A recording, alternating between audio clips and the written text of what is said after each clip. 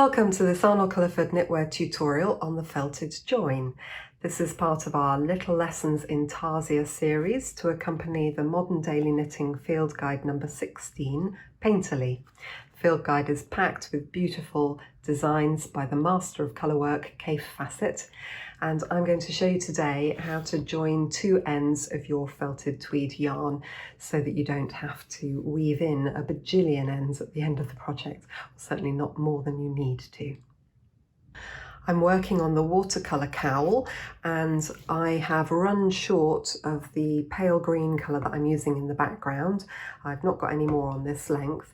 And instead of having 9 full balls of yarn on the go as I work across this long row, I find it much easier to pull from the tangle just with ends of yarn. So I'm going to join in another length of yarn and we'll just keep pulling that from the tangle as we go. So I have got about 6 inches maybe remaining of my end, and I've pulled off here a good long arm's length worth of yarn.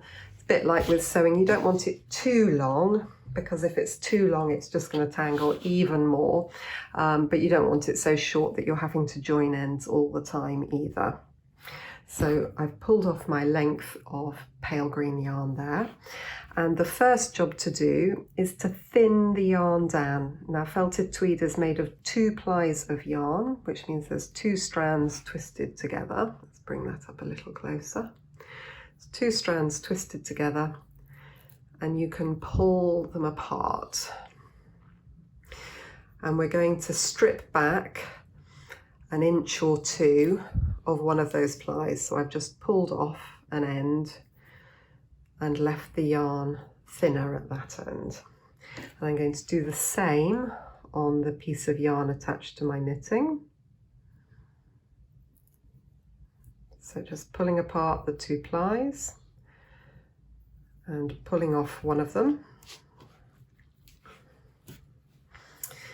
And we've now got our 2 ends of yarn, and there are 2 ways to join this. You can either just overlap those 2 thinned out sections and do the felted join on there, or alternatively you can fold them back on themselves, and I quite like this version. It sort of feels locked nicely.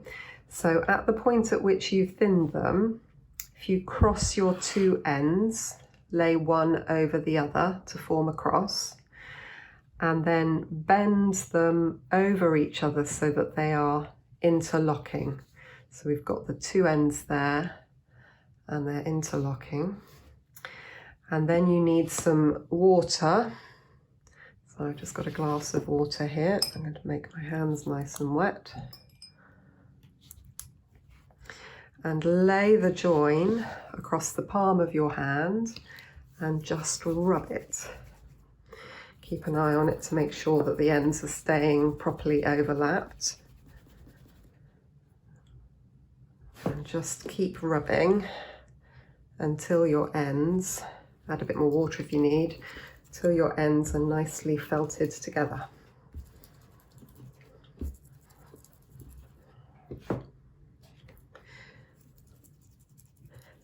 And this yarn is a little bit sticky, so it should felt quite nicely.